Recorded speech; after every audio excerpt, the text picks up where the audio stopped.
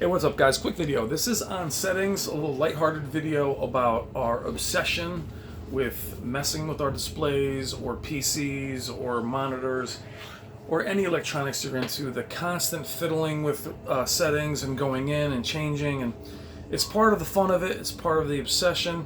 The other obsession is wondering if it's correct and wondering if what you're putting on screen is what the director intended. Do you care about accuracy? Do you care about any of that stuff? And that's what I want to talk about today.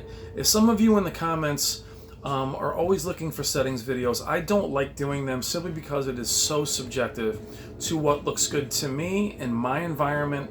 Off camera looks different than what's on camera. What room are you in? There's so many variables. What you're playing on, how powerful your computer is, what Blu-ray player you have. Everything is different. All these things do make a difference. If you have a better Blu-ray player, your image is going to look slightly different than the one I have. If you're playing this same game, Wolfenstein New Colossus, on a PS4 versus a PC versus an Xbox, it's going to look different. Its output is different. Its color space is different. Is it 4x4x4 chroma? Is it RGB full? Is it limited? There are many, many variables other than just contrast and backlight. But that's not really what I want to go into. What I want to go into more than anything is there is no right or wrong. It really is what you like. If you like being out of game mode, go out of game mode. If you're not worried about input lag, don't listen to what anyone else says in regards to color. That's why these TVs have all these different presets. That's why there's an animation mode and a gaming mode and a graphics charts mode and a sports mode. They try to get you close, but there's a reason why you can change those presets. And what I want you to do is, while you are asking, and I'm always happy to respond to the comments, I want you to find out what it is you like. If you like games like Far Cry 5, do you want those games to look more realistic, or do you want them to look a little bit more cartoony? Either way, it's okay. You can do that, and all of these different settings help you get there. The problem is so many of you are either reading comments and don't want to venture into those settings. You're scared to use some of them. You're afraid, well, this other guy or this reviewer said I got to keep local dimming always at medium. AVS forums, artings.com, Vincent at HDV Test TV or whatever it's called, all have different opinions on what's natural, what's correct, what's accurate to their Klein spectrometer machines they hook up to their TVs. At the end of it, if I came into your house with a machine and calibrated your TV, there's no guarantee that you would like it. There's no guarantee you'd like a more natural image. I'm somewhere in the middle. I like a natural, deep, dark image, but I also like the colors to pop. I also like some soap opera effect. I also like some live color. I sometimes use advanced contrast, things of that nature. So that's what we're going to talk about today, and go through some of these settings and say, you know, it's okay to use them. You can put them on high, max them out, whatever. As long as you're happy with the image and understand what they're doing, then it's fine. As long as you're okay by yourself watching it, going, hey, you know what? So-and-so on Artings or Whisper Status said don't use that. I kind of like the way it looks. That's all that matters. I have a friend of mine that has a 1080p Vizio that he keeps on Vivid. He doesn't care about input lag. To me, it looks terrible. It's all washed out. He doesn't give a crap. It's razor sharp. He's happy with it. He doesn't change. So who's right? Me, who obsesses and breaks it down and spends more time playing with settings, or the guy that puts it on Vivid and just enjoys his image and plays and gets good kills and everything else, but he's just happy with how bright it is?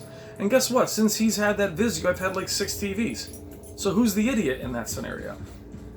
I don't know. I'm going to say probably me, who can't stop playing with the settings. But I want to go through some settings quickly and show you what the variables are.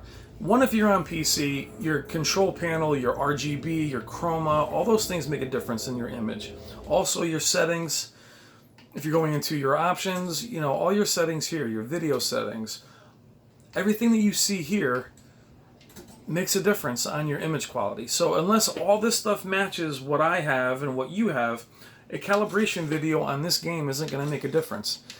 I can tell you to set things a certain way, but if your gamma is different than mine, it doesn't matter. Not to mention, each individual display is different. The Sony 900E 75 inch is what you're looking at. You can have this exact same display, but it's going to be different out of the box. So no matter what we change it to, it may look similar or completely different, which is why when you see those reviews from Artings and AVS, they say sometimes these settings might make your display look worse. Also, they want their displays to look very natural. Artings, which I love their channel, they lose me when they turn off local dimming. They completely lose me there. They have their backlit set to like 2, but they're very safe, accurate. They're not wrong either, but that doesn't mean that you plug them in and say, okay, this is the way it is, and you leave it. You're also going to change it for every single game and every single movie. Some games can handle it. This game is native 4K. So with this game, I can use advanced contrast if I want. It doesn't make it look too crushed but you might have a different opinion, and that's okay, guys. In the comments, tell me what settings you use that no one else likes. But continually in the comments to tell me that the colors are crushed and you can never be out of game mode and you could never do this. I don't agree with that, and it doesn't matter if I agree with it. Be happy with what you choose.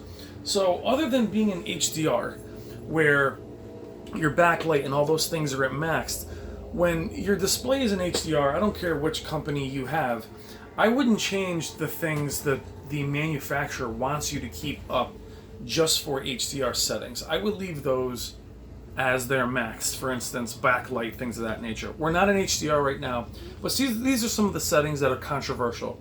Right away, brightness is backlight on Sony. People are like, wait a second, I want 1,000 nits, I want 1,200 nits, this needs to be at max. That's up to you. I don't like my image to be too washed out. 10 for this game is fine. For other games, it needs to be brighter. Color saturation, 50 I found to be too drab. I push it up to 60. It's not right, it's not wrong. For this particular title, I like it. Advanced settings, going into things like gamma. I like my picture a little deeper. I go -1. You can go up 2. Again, that's what I like. Black level, which is actually brightness, I always leave it 50 unless I have a lot of grain. Black adjust, I like having it on high. I think it just defines the image. Advanced contrast enhancer. This is the big one that no one likes or everybody loves. And this particular game, I like the way it looks. Doesn't mean it should be on, doesn't mean it should be off. It darkens the image a lot. Low, medium, high. It gives it some punch. I like using advanced contrast enhancer on Disney movies, Pixar films.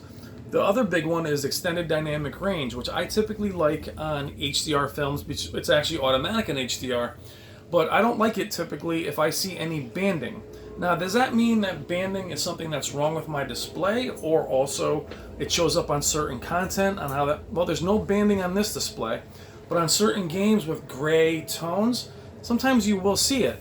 That could either be the content or the display. If you see it, turn this off. But I like it on here.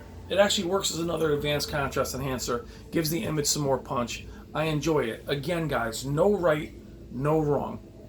But don't be afraid to use this on content that can handle it. If you have a native 4K source, if you have something like a Pixar film that you know can handle it, turn it on. Turn it on high. Do whatever you want with it, but don't listen to anyone else who's telling you you have to keep it off. Okay, going back to the other big one, color. Live color. Right away, people say, can't have this on. All right, well, I'm going to turn it off. Oops, sorry, wrong way. As you turn it off, the image gets pretty bland. Now, this might be accurate to what the game designer intended.